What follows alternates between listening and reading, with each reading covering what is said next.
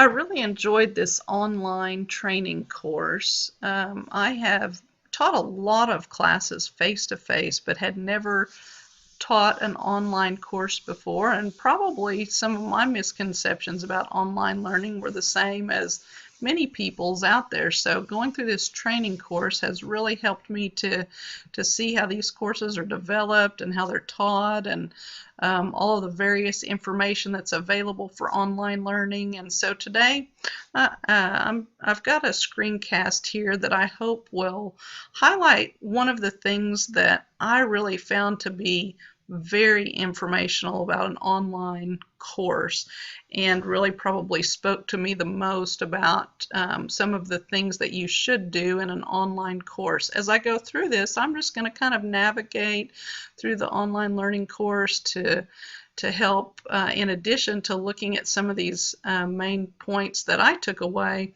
also give some idea of how you do navigate through the course. And in any course that you're working with, you can always find a course schedule and go to the week that where you want to view material. Today I'm going to look at the best practices information that was given during week 1 of the course. And there were a couple of really good articles in this particular week. One was Designing for Learning, which gave 10 best practices, and then another, Applying the 7 Principles, which comes to us from Faculty Focus. And that's the article that I want to look at and just mention a few things that I learned from this particular article and the other articles similar to it for best practices for online learning. And some of these things are obvious things. This particular article was designed a number of years ago for face-to-face classes, but it illustrates how some of the principles for good practice in the regular classroom apply to the online classroom as well. And as you go through the article, you notice it encourages contact between students and faculty. That may not be an obvious or a given when talking about an online class, but it's actually very important to find ways in an online class to communicate with students, whether it be through forums or emails or even online office hours, to let them know that the course is important to you and it should be to them as well. One of the other really big things I took away from this was collaboration among students. Obviously, that's easy to do in a face-to-face course, but not nearly as easy, at least I didn't think, in an online course. But there are actually a lot of tools out there, particularly with Google Shared Documents and forums and things like that these days, that make it very easy for students that are enrolled in an online course to collaborate and cooperate on assignments that they have, so it gives them that same opportunity to bounce ideas off of each other just like they would in a regular face-to-face classroom.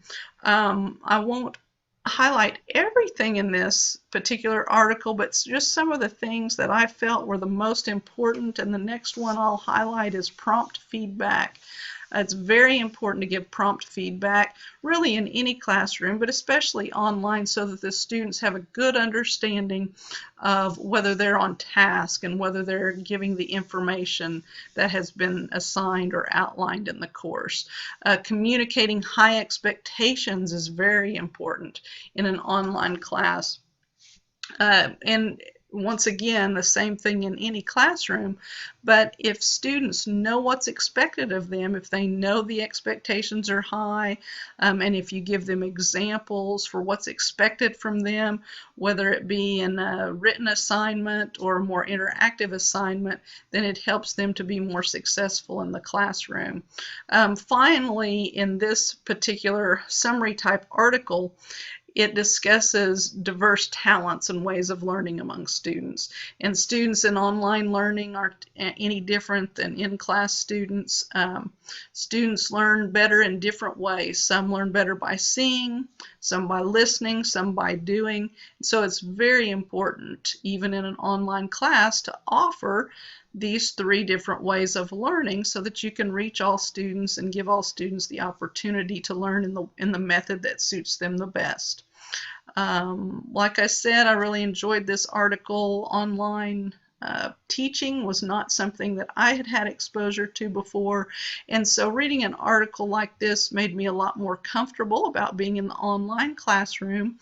And some of the other articles in this course helped clear up some of my misconceptions and take away some of those myths that maybe I believed about online. I would encourage anybody who's interested to take the course. It's very helpful, and I think would give anybody a better comfort zone with these types of classes. Thank you.